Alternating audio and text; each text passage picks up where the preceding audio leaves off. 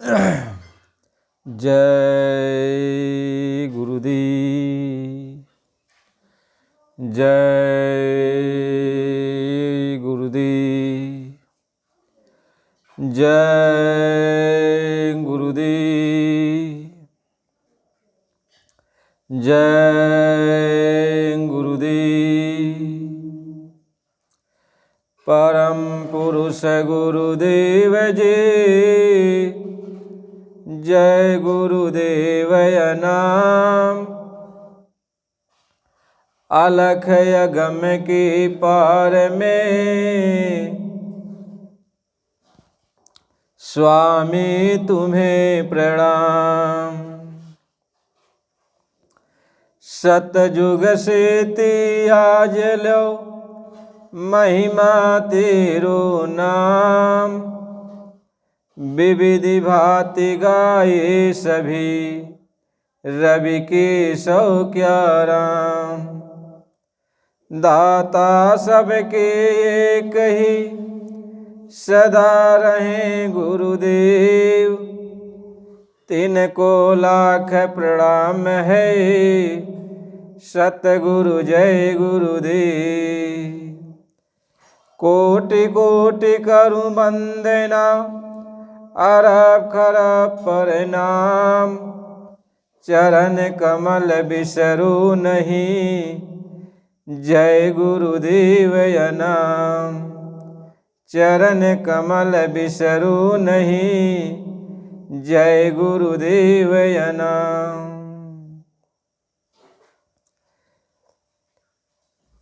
यह तो घर है प्रेम का खाला का घर नाय।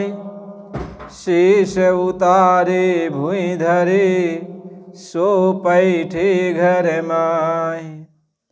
प्रेम प्रेम सब कोई कहे प्रेम न चिन्हत कोई। प्रेम चिन्हि सतगुरु मिले प्रेम कहावत सूर। जय गुरुदेव। परम पूज्य स्वामी जी महाराज, आप सभी प्रेमी सत्संगी भाई बहनों, ग्रामवासियों, नए नारी बच्चे बच्चियों, गुरु महाराज जी के चरणों में सादर जय गुरुदेव। आप सभी प्रेमियों, ये सत्संग बड़े भाग से मिलता है जब मालिक की अपार कृपा दया होती है। बिना मालिक की कृपा दया के सत्संग मिलना बड़ा मुश्किल है। महापुरुष समझाते हैं कि हर कृपा तब जानिए, हर कृपा तब जानिए जब दे मानुष अवतार।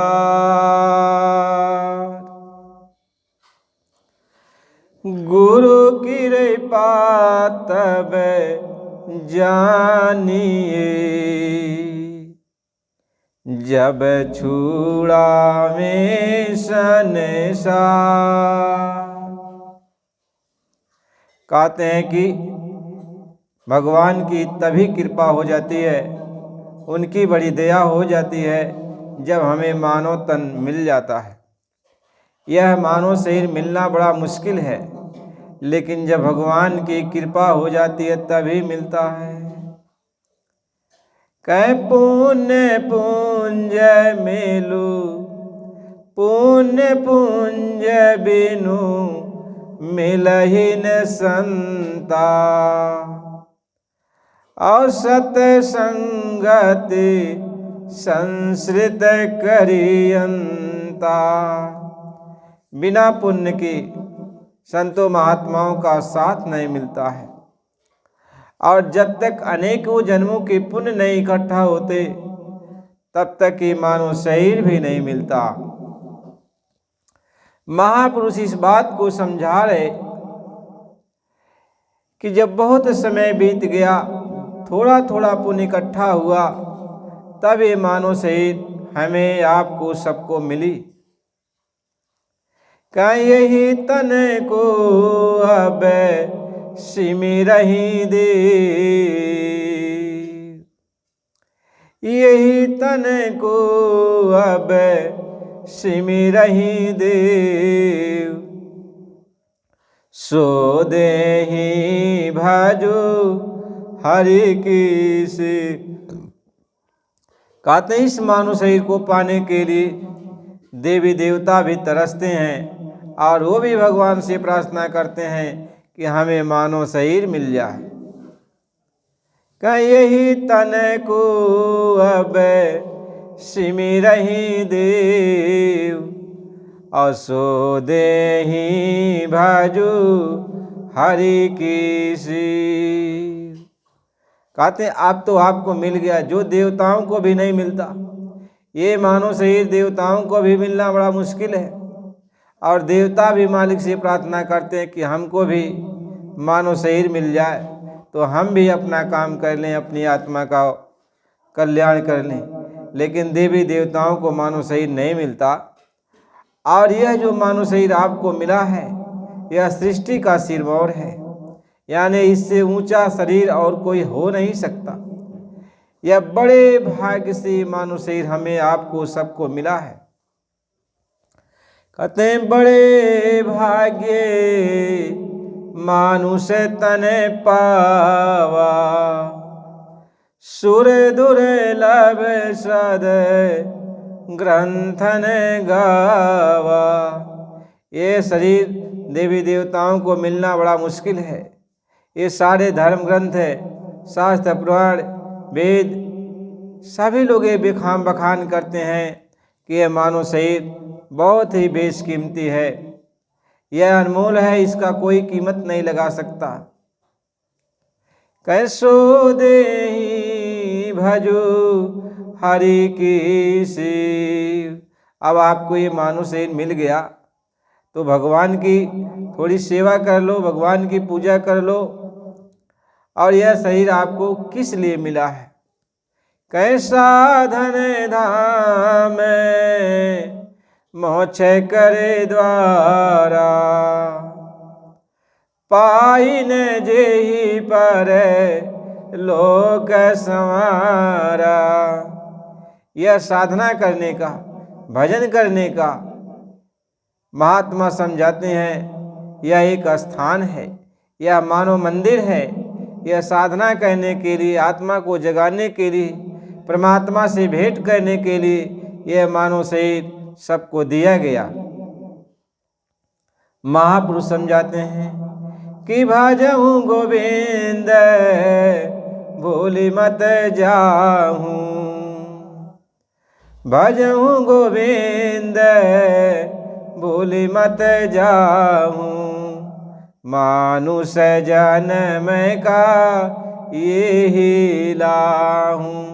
कहते मनुष्य जन्म पाने का यही एक उद्देश्य है कि जब आपको होश हो जाए, जब आपके अंदर ज्ञान प्राप्त हो जाए तो किसी संत सद्गुरु से रास्ता ले करके आप भगवान का भजन कर लो। और किसी काम के लिए मानो से नहीं मिला है। महात्मा समझाते हैं कि चलो रे मन, चलो रे मन गंगा जमुना तीर, चलो रे मन गंगा जमुना तीर।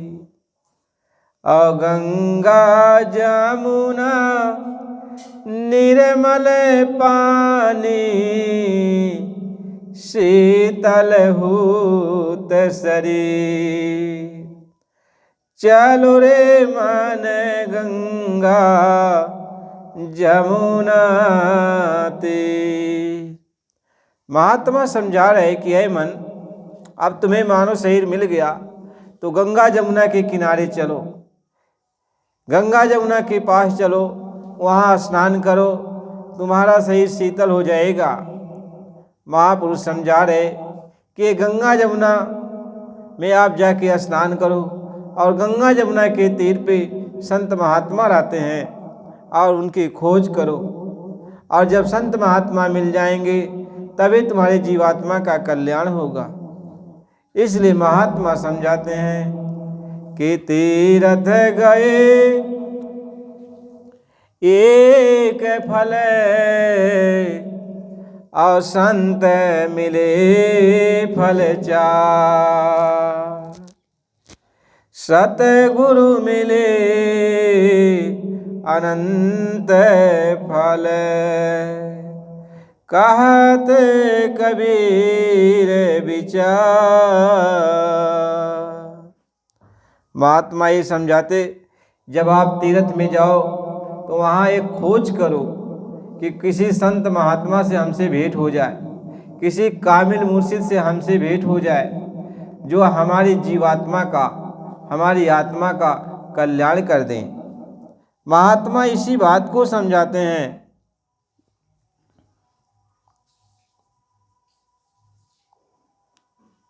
जब हमें संत सद्गुरु मिल जाएंगे, हमारी आत्मा का वो कल्याण कर देंगे, तो मानव शरीर पाने का जो उद्देश्य है वह पूरा हो जाएगा। लेकिन हम स्नान करने के लिए जाते हैं गंगा जमुना में, तो वहाँ मेला ठेला देख लेते हैं और यही सोच लेते हैं कि स्नान कर लिया, पर प्रसाद ले लिया और हमारा काम पूरा हो गया, हमको बहुत फल मिल गया। लेकिन महात्मा समझा रहे कि तीर्थ गए एक फल और संत मिले फल चार। यानी तीर्थ में जब आप जाओगे तो एक फल, यानी आपको संत महात्मा से भेंट हो जाए, संतों का दर्शन हो जाए। संत महात्मा जब मिल जाएंगे तब आपको चार फल देंगे: धर्म, अर्थ, काम और मोक्ष है। यानी जब संत महात्मा मिलते हैं तब आपको अपना सच्चा धर्म कौन सा है वो बताएंगे, आपको धर्म के मार्ग पर ले चलेंगे। यानी आत्मा जिस मार्ग से आई है और जिस मार्ग से अपने घर जाएगी उस मार्ग का वो भेद बताएंगे और उसी मार्ग पर आत्मा को लगा देंगे। महात्मा ये समझाते हैं, अब ये आत्मा अपने सच्चे मार्ग को पकड़ लेती है, जिसको सनातन मार्ग कहते हैं। कहते हैं सच्चा धर्म कौन सा है ये नहीं जानता है प्राणी, थोड़े से अपने जीवन में चहुओर भटकता है प्राणी। कहते सच्चा धर्म कौन सा है यह प्राणी को पता नहीं है, लेकिन जब संत महात्मा मिल जाते हैं तो सनातन धर्म, सच्चा धर्म जो है उस मार्ग पर लगा देते हैं। अब ये आत्मा को अब अपने धर्म का पता चल जाता है कि मेरा धर्म क्या है। अब मेरा धर्म क्या है, अपने धर्म पर वो चलता है, अपने मार्ग पर चल पड़ता है। जिस मार्ग से आया था और जिस मार्ग से अपने घर जाना है उस मार्ग को संत महात्मा इस आत्मा को पकड़ा देते हैं। अब ये आत्मा जो है उस मार्ग को पकड़ करके भजन में लग जाती है, अपने घर चलने की तैयारी करती है। महात्मा ही समझाते हैं कि चलो रे सखी गंगा जमुना तीर, और गंगा जमुना निर्मल पानी, गंगा जमुना निर्मल पानी, शीतल होत शरीर चलो रे मन गंगा जमुना तीर। जब संत महात्मा मिल जाते हैं तब वो नाम दान दे देते हैं, दीक्षा दे देते हैं, भगवान से मिलने का जो मार्ग है उस मार्ग पर आपको चला देते हैं। और उस मार्ग पर जब आप चलोगे तो आगे महात्मा लिखते हैं कि बंसी बजावत गावत कीन्हो,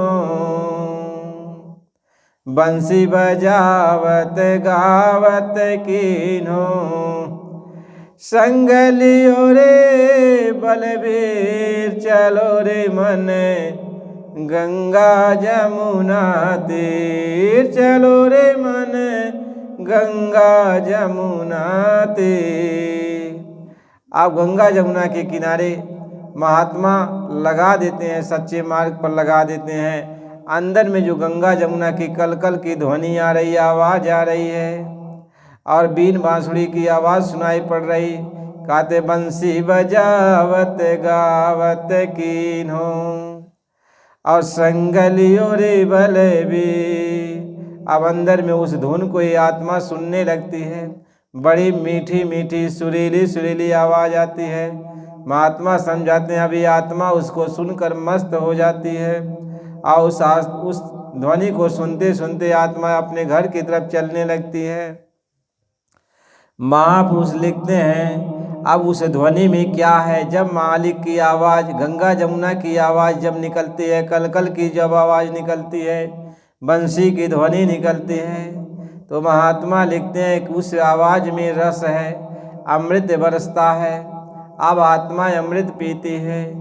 कहते रस गगन गुफा में, रस गगन गुफा में, अजर झरे, रस गगन गुफा में अजर झरे। और बिन बाजा झनकार उठे जहें।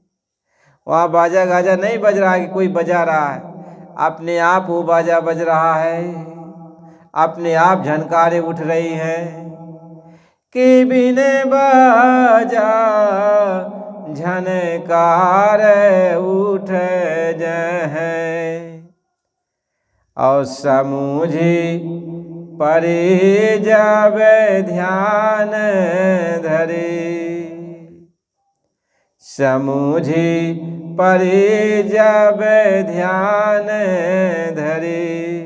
कहते जब संत महात्मा मिल जाते हैं और अपने सही मार्ग पर जब लगा देते हैं, और सही मार्ग पर जब ये आत्मा चलने लगती है, तब उसको अंदर की वो आवाज़, मालिक की, भगवान की आवाज़ उसको सुनाई पड़ने लगती है। जब भगवान की आवाज़ ये आत्मा सुनने लगती है तो मस्त हो जाती है, उसको अमृत पीने को मिलता है। महात्मा लिखते हैं, महापुरुष समझा रहे, अब ये आत्मा अब झनकार सुन रही है, मालिक की आवाज़ को सुन रही, और आवाज़ को सुनकर मस्त होती चली जा रही है। कहीं बिना ताल जहाँ कमल फुलाने, बिना ताल जहाँ कमल फुलाने, और जह तह हंसा नजर परी, रस गगन गुफा में अजर झरे। कहते वहाँ, यहाँ का कोई तालाब तो है नहीं, लेकिन वहाँ एक तालाब दिखाई पड़ता है, वहाँ एक मानसरोवर दिखाई पड़ता है। वो तालाब दिखाई पड़ता इतना साफ, इतना निर्मल कि उसमें कमल खिले हुए हैं, और वहाँ पे हंस मोती चुगती है, वहाँ पे हंस मोती चुगते हैं। महात्मा समझा रहे हैं कि बिना ताल जहाँ कमल फुलाने, और जह तह हंसा नजर पर। और उस मानसरोवर में ये आत्मा रूपी हंस वहाँ दिखाई पड़ते हैं। खचाखच वो तालाब जो है हंसों से भरा पड़ा हुआ है। महापुरुष समझा रहे, अब ये आत्मा हंसों में जाके मिल जाती है, आत्मा भी हंस का रूप हो जाती है, आत्मा भी उसी रूप में हो जाती है जो वहाँ पर रहने वाली आत्माएं हैं।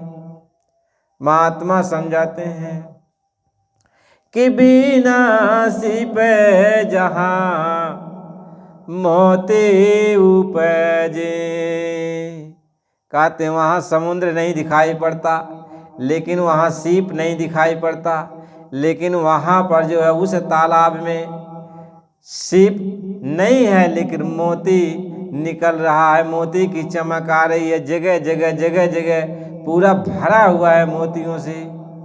महापुरुष समझा रहे हैं कि बिना सीप जहाँ मोती उपजे, और बिना सूर शब्द उचारा, रस गगन गुफा में अजर झरे, रस गगन गुफा में अजर झरे। महापुरुष लिखते हैं कि अब वो अंदर में आत्मा उस शब्द को सुनती है, और शब्द को सुनती है तो उसमें से अमृत चू रहा है। कह प्रेम की घटा में बूंद पड़े पटापट, और गरज आकाश बरसात होती, और दृष्टि के खुले से नजर सब आएगा, और लखा संसार ये झूठी माया। कहते जब अंदर में महात्मा रास्ता बता देते, अब अंदर में जब ये जीव जाने लगता है, आंतरिक कमाई करना शुरू करता है, तो अंदर में उसकी आंखें खुल जाती, आत्मा की थर्ड आई तीसरा नेत्र खुल जाता है, तब ये सारे जलवा वो देखने लगती। इसी को महापुरुष कबीर साहब जी महाराज देखते हैं कि अचरज देखा भारी साधु, और अचरज देखा भारी। कह मैंने बहुत बड़ा अचरज देखा जब संत सदगुरु हमको मिल गए, रास्ता दिया, अब अंदर की आँख खुले तो हमने देखा कि अचरज देखा भारी साधु, और अचरज देखा भारी। महापुरुष समझा रहे हैं। अब कौन सा अचरज हमने देखा? कहते वहाँ कह बिन खंभा जहाँ महल बना है, कि बिन खंभा जहाँ महल बना है, अवता में ज्योति उजियारी। कवा खंभा बने है लेकिन महल तैयार है, बहुत सुंदर महल बना हुआ है। कवा खंभा ही नहीं बना हुआ है, वहाँ नेई नहीं पड़ी हुई है, लेकिन बहुत सुंदर महल बना हुआ है। कहीं बिन खंभा जहाँ महल बना है।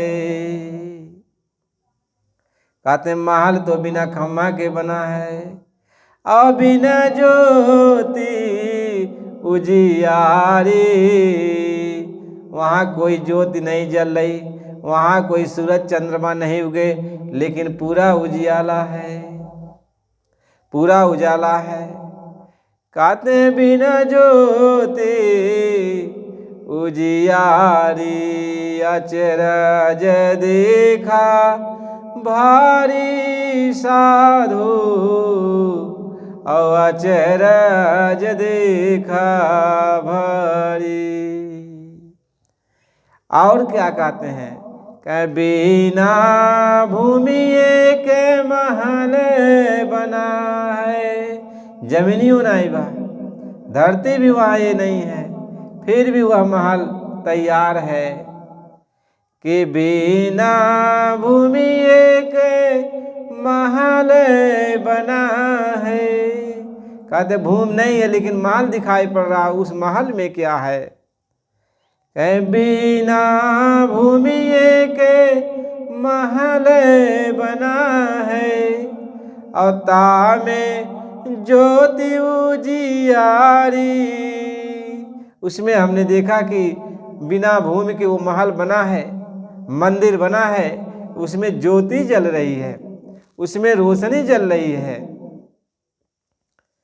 कि बिना भूमि ये के महल बना है, और तामे ज्योति उजियारी।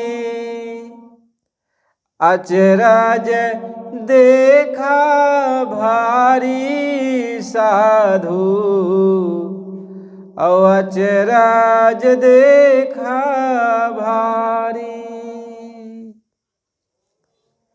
बहिरा सुनी सुनी मस्त होत है। बहिर आदमी का सुनत बा और का वहाँ बजत बा। महापुरुष लिख रहे हैं कि बिना ताल मृय दंगे बाजे। कहा तो कौनो बाजा गाजा वहाँ दिखाई नहीं पड़त बा, लेकिन सब कुछ बजत बा। कहीं बिना ताल मृदंग बाजे, और घंटा शंख नगारी। वहाँ ताल मृदंग घंटा शंख नगाड़ा सब बज रहा है, लेकिन वहाँ कोई बाजा गाजा नहीं है। महात्मा लिख रहे हैं कि बिना ताल मृदंग बाजे, और घंटा शंख नगारी, और बहिरा सुनी सुनी मस्त होत है, और बात बतावे सारी। महात्मा इस बात को समझा रहे, अभी आत्मा जो है बाहर से आंख कान को बंद कर ली, लेकिन अंदर में उसकी आंख कान खुल गई, और अंदर में वो सारी चीज़ें देख रही है, और सारी चीज़ें वो सुन रही है, सारी बातों को सुन रही है। महात्मा इस बात को समझा रहे कि इस तरह से आत्मा अंदर में जब संत सद्गुरु मिल जाते हैं तो अंदर का मार्ग वो बता देते हैं, और अंदर में जब आत्मा कमाई करना शुरू करती है तो उसके अंदर की आँख खुल जाती है, और अंदर में मालिक की आवाज़ उसको सुनाई पड़ने लगती है। मालिक की आवाज़ सुनाई पड़ती है, फिर मालिक का दर्शन होता है, फिर आत्मा मालिक के साथ अपने घर सचखंड अनामी धाम चलने लगती है। महात्मा ये समझाते हैं, यह मानव शरीर बहुत ही बेशकीमती है, किराए का मकान है, श्वासों की पूंजी इसमें 96,000 करोड़ दी गई।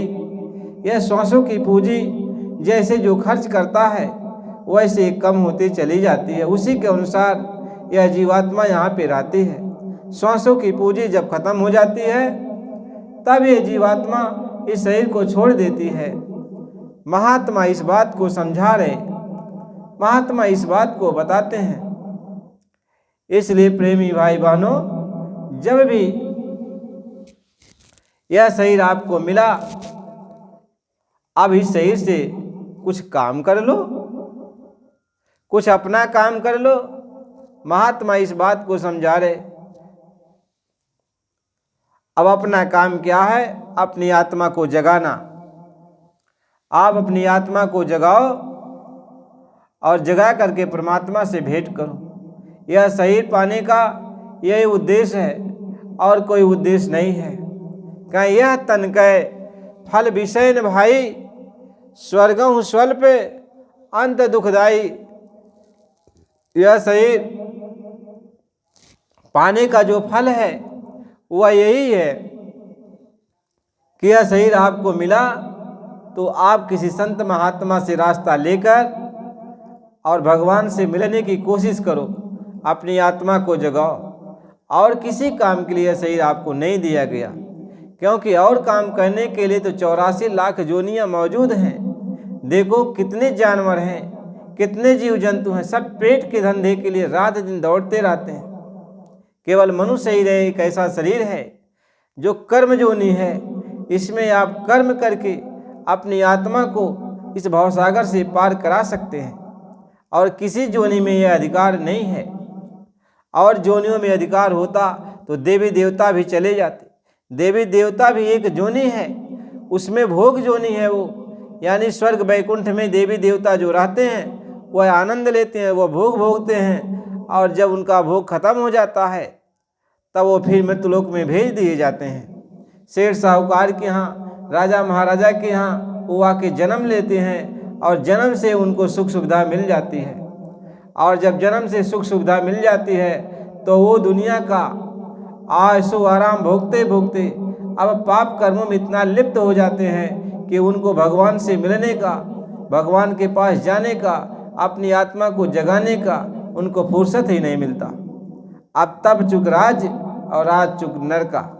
तपस्या किया था तो देवी देवता बना, और वहाँ से फिर जो तप खत्म हुआ, फल खत्म हुआ तो मनुष्य शरीर को पाया, और जब मनुष्य शरीर को पाया, शेर साहूकार के यहाँ जन्म लिया, राजा महाराजा के यहाँ जन्म लिया, तो जन्म से सुख सुविधा मिलने के कारण वह पाप कर्मों में लिप्त हो गया, क्योंकि उसको भोग की सारी सामग्री मिलने लगी। अब वह पाप कर्मों में लिप्त होकर फिर नरकगामी हो जाता है। इसलिए यह शरीर आपको जो मिला है अब की बार अपनी आत्मा को जगा करके परमात्मा से भेंट करने के लिए मिला है। अब यह शरीर कुत्ते बिल्ली की तरह और जानवरों की तरह से पेट पालने के लिए नहीं मिला है।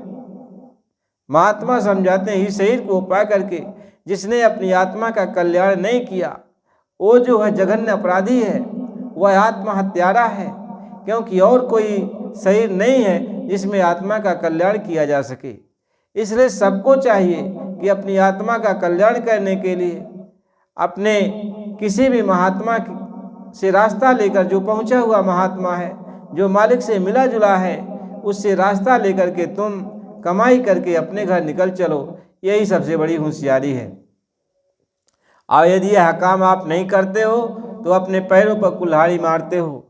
महात्मा इस बात को समझाते हैं, कहते हैं सो परत्र दुख पावई, सिर धुन धुन पछताएं, और काल ही कर्म ईश्वर ही मिथ्या दोष लगाए।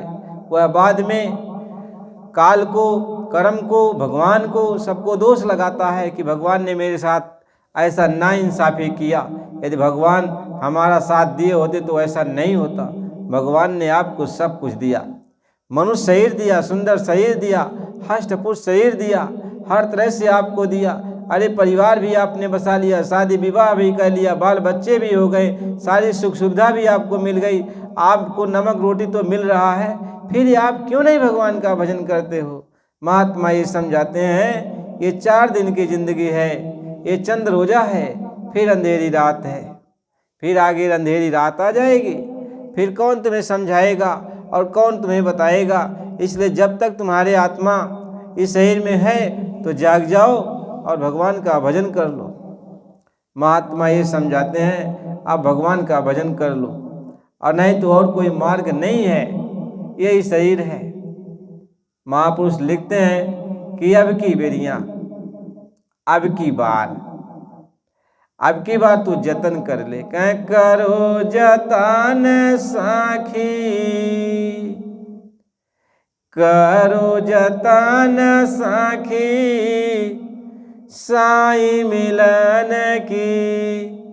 करो जतन साखी, साई मिलन की। गुड़िया गुड़वा सुप सुपालिया, तज दे बुद्धि लड़ी कैया खिलान की। कहा अब की बार मानो सही मिला तो जतन कर ले, और गुड़िया गुड़वा का खेल करना बंद अब करो। अब तुमको मानो शरीर मिल गया है, ज्ञान हो गया है, और जो है अब जतन कर लो। किसी महात्मा की खोज करो और रास्ता लेकर के जतन करो। कहीं गुड़िया गुड़वा सुप सुपालिया, तजी दे बुद्धि लड़ी कैया खिलान की। करो जतन साखी, साई मिलन की। कहीं देवता पितर भूइया भवानी, और यह मार्ग चावे राशि चलान की। जौन देवता पितर के पीछे पड़ल हा, भैया भवानी के पीछे यार यह सोखी सोखा के पास जाता, इनके पास उनके पास जाता, भूत भवानी के चक्कर में रह जात बटा, अपने आत्मा का कल्याण नहीं करता। बाद में यही में जावा, भूतवे भवानी में राय रही जावा, और यही जौन है घूम घूम के जौन है यही रोई बा गई बा, केहू तुहार बात सुनी ना। कुकुर बन जावा, बिलार बन जावा, और जीव जंतु बन जावा, के तुमके पूछे वाला बा, चाहे माई बन के आवा, चाहे दादा बन के आयल हो, केहू भी आयल हो, लेकिन यह केहू पूछी एक टुकड़ा ना केहू जल्दी दे, और मार मार चर चारों दिशा से हुई।